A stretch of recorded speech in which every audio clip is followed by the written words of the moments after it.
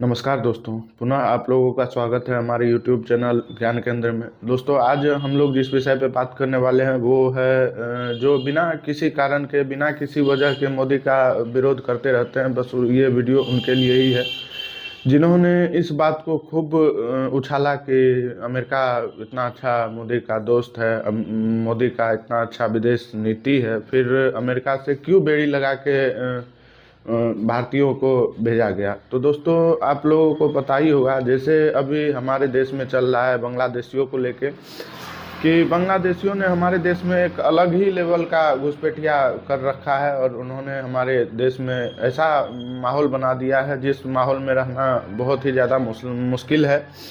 जो जिनका उनसे सामना हो रहा है वो इस चीज़ को भली भांति जानते हैं और उन्होंने इस विषय पे कोई भी टिप्पणी नहीं की है।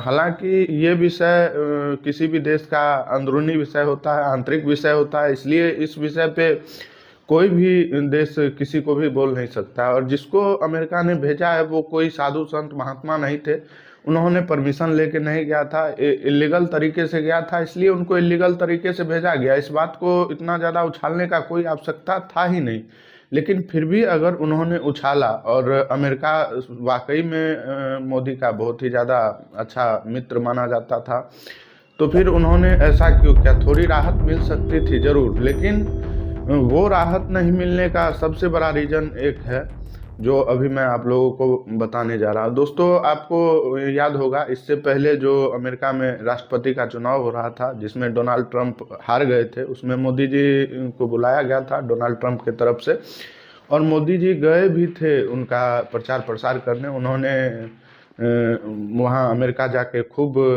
डोनाल्ड ट्रंप का प्रचार किया, और लेकिन रीज़न मतलब ये हुआ उस प्रचार का कि डोनाल्ड ट्रंप हार गए और मोदी को वापस बिना किसी उसके वापस आना पड़ा।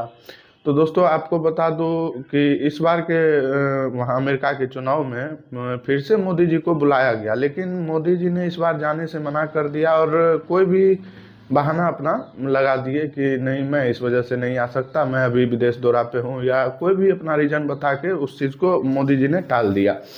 टालना भी जरूरी था, क्योंकि अगर नहीं टालते, मान लीजिए सपोज दैट कोई भी देश, चाहे मोदी जी हो, चाहे पाकिस्तान का हो, चाहे बांग्लादेश का हो या अमेरिका का हो, कोई भी देश सबसे पहले अपने विषय में सोचता है।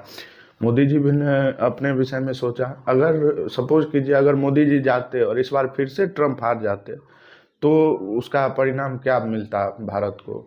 आपको क्या लगता है, जो बाइडन अगर जीत जाता तो भारत का सपोर्ट करता जो बाइडन?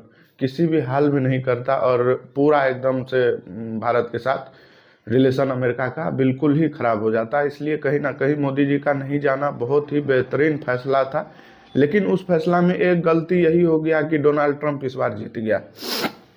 दोस्तों, आपको बता दूं, डोनाल्ड ट्रंप जीतने के बाद जो शपथ ग्रहण समारोह था उसमें ऑफिशियली हर देश को न्योता जाता है, इंडिया को भी आया, और इंडिया से विदेश मंत्री एस जयशंकर जी गए भी थे, लेकिन प्रधानमंत्री मोदी जी को नहीं बुलाया था उन्होंने।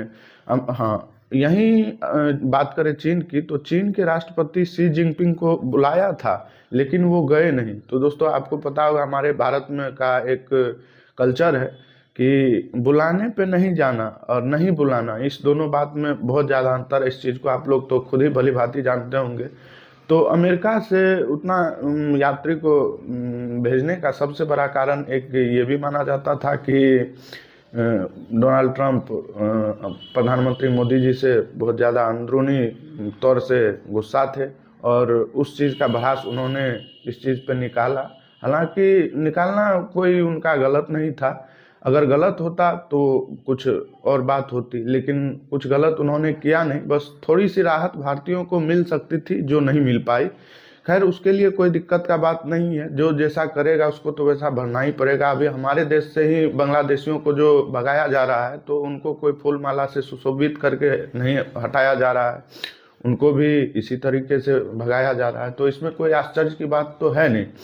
फिर भी अगर बात करें प्रधानमंत्री मोदी जी को का, तो उनका ये स्ट्रेटेजी हमको बहुत ही ज़्यादा अच्छा लगा कि उन्होंने अपने दिमाग से काम किया, बिना किसी के दबाव में आए उन्होंने काम किया। और जो लोग बात कर रहे हैं कि मतलब भारतीय जो प्रधानमंत्री हमारे आदरणीय श्री नरेंद्र मोदी जी हैं, वो इस बात पे क्यों नहीं टिप्पणी किए। तो दोस्तों आपको बता दूं, वो देश अमेरिका है, कोई श्रीलंका, पाकिस्तान, भूटान ये नहीं है, वो अमेरिका है। अमेरिका से किसी भी तरीके से उलझना अपने आप में एक चुनौती के बराबर होगी। इस चीज़ को हम लोग को, अपने कमी को और अपने अच्छाई दोनों चीज़ को देखना पड़ेगा। हम लोगों ने अपने कमी को देखते हुए अमेरिका से उलझना सही नहीं समझा, और बिल्कुल सही था भी नहीं है, क्योंकि वो देश कोई छोटा मोटा नॉर्मल सा देश नहीं है, वो अमेरिका है।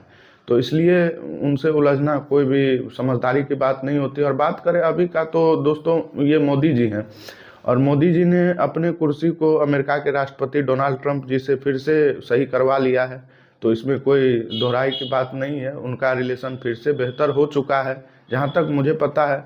और वो दोनों अब फिर से एक दूसरे के साथ मिल के आगे बढ़ने वाले हैं। बहुत सारी इस बीच आए भी थे, तो बहुत सारी विषयों पे चर्चा हुई है, और अब फिर पुनः पहले के जैसा ही भारत और अमेरिका का रिलेशन जो था वो बरकरार रहने वाला है, और बेहतर तरीके से चलने वाला है ये रिलेशन। तो दोस्तों आप लोग बहकावे में ना आए, अपने दिमाग से सोचे क्या सही है क्या गलत है। किसी भी चीज़, किसी भी इंसान के ऊपर टिप्पणी करने से पहले आपको पूरे गहराई तक जाके उस चीज़ के बारे में जानकारी लेना चाहिए। उसके बाद अगर आप टिप्पणी करते हैं तो वो समझने सोचने योग्य होगा। अगर ऐसे ही आप टिप्पणी करते रहे तो लोग आपको भी अंधभक्त में गिनना चालू कर देंगे। इसलिए अंधभक्त से बचे और अपने राय को सही से, हिसाब से, तरीका से रखें, ताकि हमारा देश आगे बढ़ सके और हमारे देश का इज्जत जो है वो हर हमेशा ऊपर जाए, नीचे ना आ पाए। ऐसा हम लोग को कोई भी काम नहीं करना है, कोई भी बात नहीं बोलना है जिससे हमारे देश का इज्जत घटे। इज्जत हर हमेशा हमारे देश का बढ़ना चाहिए। हमारा देश सबसे पहले, उसके बाद चाहे कोई प्रधानमंत्री हो, कोई राष्ट्रपति हो या कोई भी हो, वो हमारे देश से पहले नहीं हो सकता है। इसलिए सबसे पहले हमको अपने देश के बारे में सोचना है, देश के बारे में बोलना है। जय हिंद दोस्तों।